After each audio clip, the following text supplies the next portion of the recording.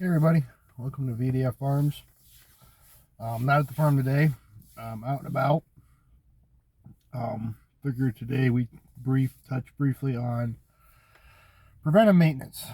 Um, my family has fourth generation, as we talked before. My family has three different farms on like a 3 mile stretch, and that's long family history there. I'm talking about the different types of preventive maintenance. I have one family member who he greases everything, changes the oil, won't change fuel filters, won't go through belts, waits till it breaks, runs it till it breaks, then he fixes it. I have another family member, different farm, who goes through, greases everything, changes oil filters, fuel filters, changes, blows out the air filters, cleans everything, then goes. Then you have me. I kind of maybe go a little bit to the extreme. I will bring everything in. Here we are, January 7th or 8th, and I'm already working on stuff. I go through. I want all my equipment to make it all year long, from winter to winter, without breaking on me. So the winter time is when I do my maintenance. Now things are going to happen, no matter what you do.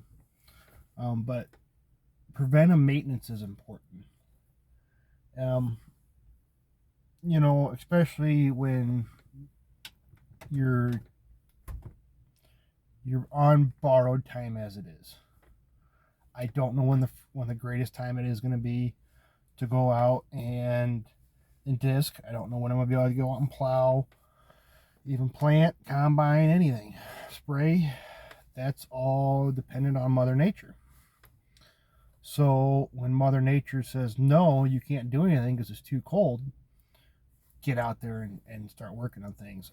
One of my family members, the first one I mentioned, who kind of lets things break, he doesn't pull things out till he needs them. Come tilling season, he will, once the ground starts getting ready, he'll bring all of his equipment up, start working on it, then he'll go out in the field. Well, then you're behind.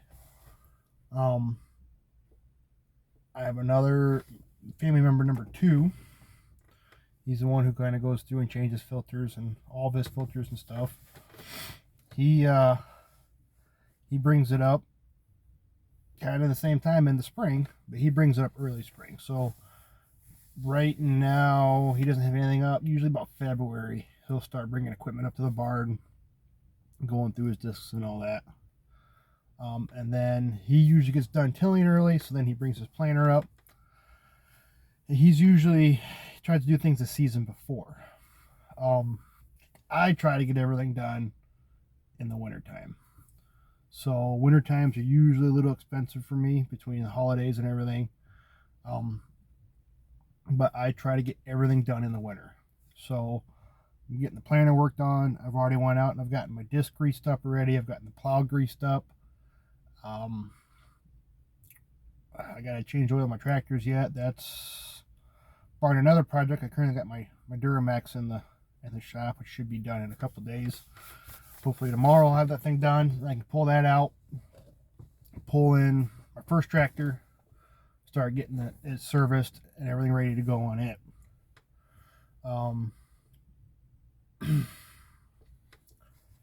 You personally, I think you want to beat the punch. You don't want to wait till the last minute. Don't be this guy, oh, that belt's cracking, but it's fine. It'll make it another season. Don't be that guy. If it looks questionable, change it. Especially in this line of work, for some people, some other of us, it's a hobby. And this, I'm just gonna say, in farming, we're very time dependent. So a breakdown mid-season can make or break a lot of people depending on what the breakdown is. For me, and I'm sure a lot of you out there running antique equipment or ancient iron, trying to source parts for some of this stuff is going to take weeks alone. So, I go through my combine. I haven't even had it out in the field. I bought it after the last harvest, and I immediately brought it home, started making a list.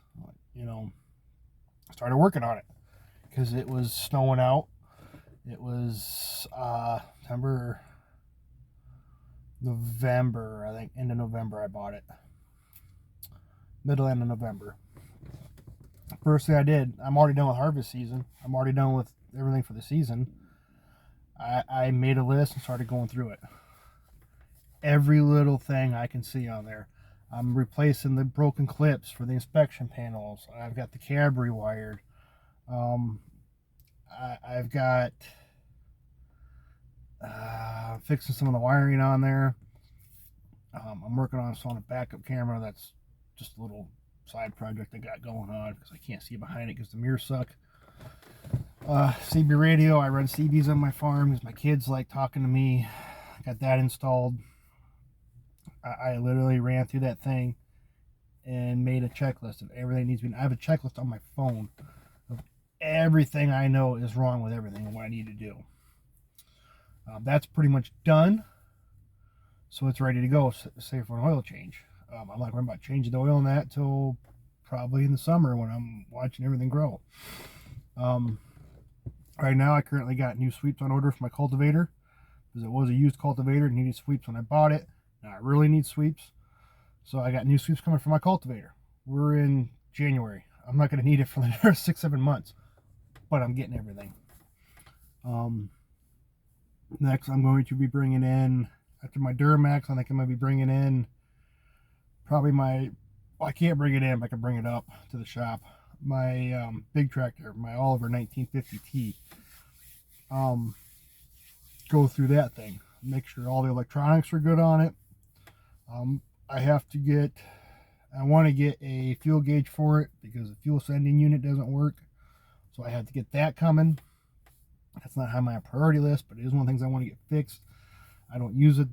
I don't have that much to farm, so I can usually make it on one or two tanks. So I just check it every day. But changing the oil in it, changing the fuel filters in there. I think this year I'm going to end up getting new air filters. I've been blowing them out. They're looking kind of bad. Get the fuel filters blown. Check it for leaks. I have to get it set from 30-inch rows to 36-inch rows. So that's another thing I got coming up here soon. Is how to do that on the Oliver 1950s. After the 1950, I got to prioritize what I'm doing next. Well, then I have my Massey Harris 22.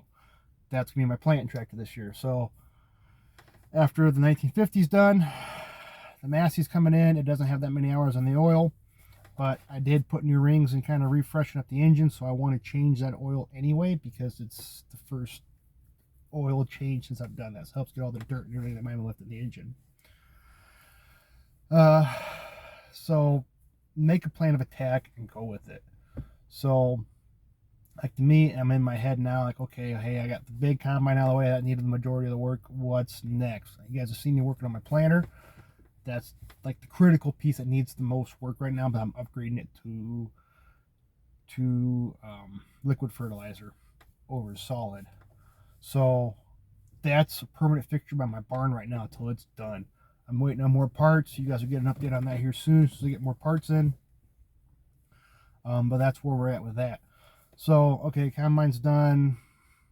1950's up next. Well, the 1950 pulls my 4-bottom plow and pulls my disc and my cultipacker. The disc, cultipacker, and the plow are good. Those are all done. So I gotta get the 1950 done. Once that's done, then everything I need for cultivating season's done. And I won't even be in February yet. So then it'll be the planning, my planning setup, which would be the plan 494A, and the Massey here is 22. That's going to be, the Massey's going to be the quickest. Planner's a work in progress. I'm hoping to have that done here by end of January, mid-February. I hope that thing's all set and ready to go. So then what? Well, my 1950 hooks to the cultivator and my sprayer. Probably gonna need the sprayer first. I don't know. It depends on how bad the weeds are this year. The sprayer it's operational, but I'm in the process. I want to permanently mount the pump, because it is a pump that mounts onto the PTO shaft, and you have to chain it up and everything, and it's such a pain. I hate hooking that sprayer up just because of that, so I want to upgrade that and fix that. The cultivator, obviously I need to get new sweeps on there. I'm hoping to have all that done by May or June. I want to have the cultivator done by the time I get crops in the ground. After that, you have to figure what's up to the cultivator. Well, I also have I get my wagon fixed. I got my baler I want to get serviced. My rake I need to get serviced. I don't really bale too much hay right now. I'm in the process of looking for a field, but I bale corn stalks, so that's got to be ready by the time harvest season is. What else needs to be ready after harvest season? Combine and my wagon. So make yourself a list and prioritize things, and start early. Here we are, January. To me, if you're not out in the shop or outside working on things now, you're behind the 8-ball. So just want to touch on preventive maintenance. Go through it. If you see a belt that's starting to crack and get questionable, change it. If you see something and you're like, anytime you look at something and go, change it.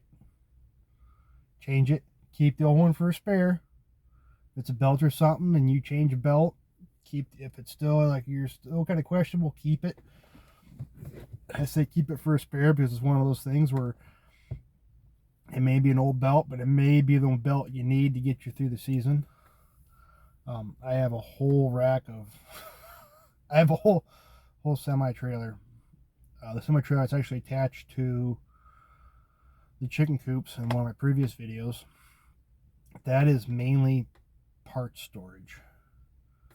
I do keep some things in there, like seasonal things, like I put my kerosene heaters and my propane heaters in there in the summer and bring up my big fan, but that thing is mainly part storage.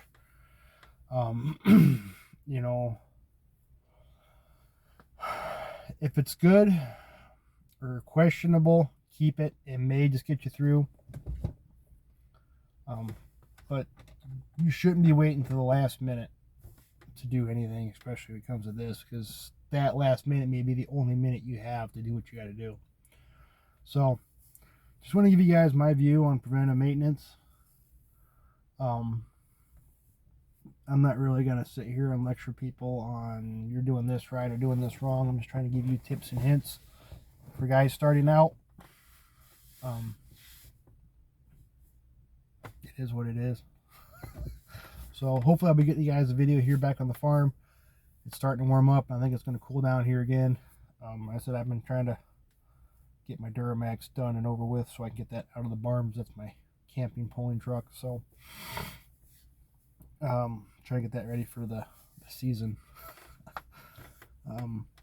So yeah, we'll get some videos here going soon of here on the farm, or other things I got going on at the farm. Stay tuned. If you guys are finding this, like, subscribe. Let me know what you guys want to see. If you have any questions, feel free to ask, reach out. I don't know if anybody's found these yet, but I'm going to keep making them regardless.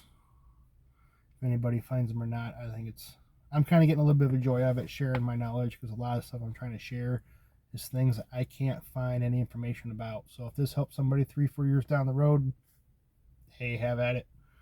Awesome. That's kind of the goal here, is help somebody else start and learn the things that I have had to find out the hard way. So have a good day. Don't give up. keep on farming.